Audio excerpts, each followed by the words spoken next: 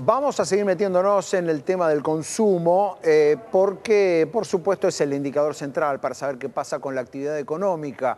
En este sentido, está claro, Mariano, que, bueno, por un lado hay una capacidad instalada ociosa prácticamente en todos los sectores, todo, no solo la industria, que es lo que más se mide y lo que más se comenta, pero digamos, es claro que todos los sectores están trabajando por debajo de su capacidad. Y también es claro que el motor del consumo es claramente el que no está arrancando y allí se juega gran parte de la suerte de la actividad económica. Vamos a hablar de esto con el director de la consultora EcoGo, Sebastián Menescaldi, que nos está escuchando. ¿Qué tal, Sebastián? ¿Cómo estás? Buen día, gracias por recibirme. Bueno, contame en principio qué está pasando con el consumo, ¿no? Es uno de los motores centrales de la actividad. Recién, por ejemplo, la gente de la Cámara de la Industria del Juguete nos decía que tuvo una caída en relación al año pasado del 16% y que la actividad de su sector está funcionando al 50%, es decir, la mitad de la capacidad productiva no arrancó. Sí, lamentablemente lo que es consumo, el nuevo esquema económico ha producido una fuerte recesión, una fuerte caída, ¿no? Desde niveles que eran muy elevados, está teniendo una fuerte corrección producto de una caída de los ingresos laborales en relación a lo que fue el avance de la inflación, que recién ahora se está recomponiendo, recién está teniendo 2 o 3 meses de suba últimamente, y en un contexto también donde tenés aumento de precios relativos, ¿no? O sea, también tenés precios de productos que estaban regulados, que estaban pisados el año pasado, que por desregulaciones del gobierno y por cambios también en lo que es lo que sea subsidios a las familias, también se están incrementando. Entonces, lo que está pasando con las familias es que está teniendo un doble golpe, que es por un lado la pérdida del poder adquisitivo y por otro lado el reacomodamiento de los precios relativos, que es lo que generan este deterioro. Este deterioro fue más marcado quizás un poco en el Ujú. primer trimestre del año, en el segundo en algunos segmentos se está observando una menor caída, alguna recomposición si querés. Pero lamentablemente esto va a seguir estando, en lo que resta del año va a ser una recomposición muy lenta. Si querés ver más en el corto plazo lo que fue a nivel de consumo, lo que ves es que cuando ves los datos de consumo de julio a nivel supermercados, autoservicios, la caída sigue siendo bastante elevada. Lo que sí tuviste un pequeño veranito en ese mes fue lo que fue consumo de durables, donde tanto la venta de automotores como todo lo que fue, por ejemplo, venta de materiales de la construcción, han tenido repunte, pero creo que fue más atado a la brecha y a una oportunidad que surgió, Claro. digamos, por el salto del dólar blue, el salto del dólar financiero, que a una recomposición genuina. Hacia Eso quiere adelante decir que parece que el el que gobierno se va a empezar. quedó con los dólares en la mano dijo cambio el auto o dijo hago el arreglo en mi casa. Que le cuesta más barato, ¿no? Claro, También, y otros incluso apuestan al crédito, ¿no? Que se esté expandiendo, mientras otros, Fernando, te dicen, y hay que hacer la comparación intermensual, no interanual, porque antes tenías el plan platita, tenías mucho, claro. entonces si lo haces intermensual, ves que de a poquito por ahí se ve una mínima signo de reactivación. Sí, sí, digamos, cuando empezás a ver, tuvo un piso y tiene 2 o 3 meses de sube de recuperación. Lo que no veo es que vaya a ser una recuperación muy extendida, lamentablemente. Va a ser una recuperación lateralizada, si querés. Vas a tener un crecimiento, pero un crecimiento bastante flojo en lo que resta del mes, del año, digamos. ¿Pero por qué?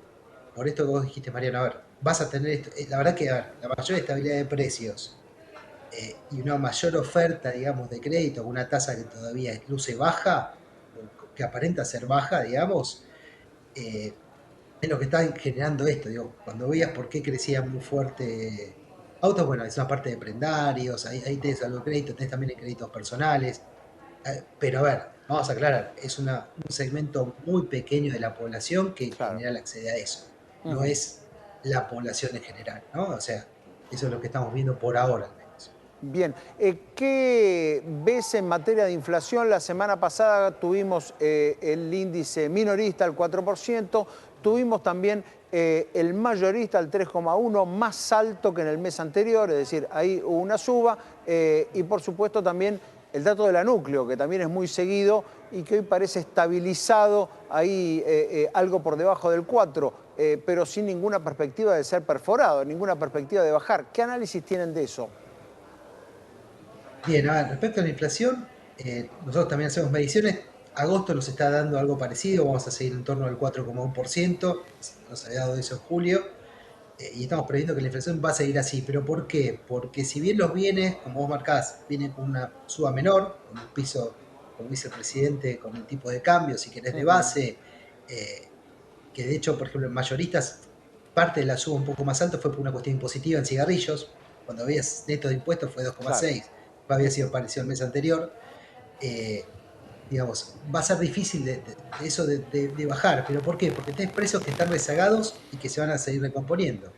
Una parte de esos precios que son servicios, y el correlato del servicio es el salario. A ver, si yo quiero que el salario se recomponga, creo que hablábamos recién, para poder consumir más, bueno, eso va a tener un reflejo en precios. Ujú. Digamos, no es que puedas incrementar mucho la productividad para reducir el costo. Entonces, eso es lo que sigue hacia adelante, digamos. Entonces, va a ser difícil de bajar ese nivel de inflación hacia adelante. Bien, y nos queda todavía dos asuntos pendientes bien claros. Uno es el de las tarifas, que no se sabe bien por dónde va a caminar, y el otro es el propio problema del tipo de cambio. Digamos, estamos en cierto modo, como supimos estar tantas veces, digamos, con la inflación en baja o la inflación controlada, pero pisando dos precios claves, digamos, porque, por ejemplo, uno habla con empresarios del transporte y dice, el boleto que paga la gente cubre solamente el 25% de lo que cuesta. Es decir, que ahí todavía hay un peso de los subsidios fenomenal. Sí, a ver, respecto a tarifas, te diría que tuviste un ajuste fuerte. Si antes en la canasta básica media de la ciudad de Buenos Aires, las tarifas, los precios de los servicios regulados, también incluyo educación, incluyo salud, incluyo comunicaciones, eso pesaba 10 puntos de tu salario promedio, un salario promedio, hoy están en 15.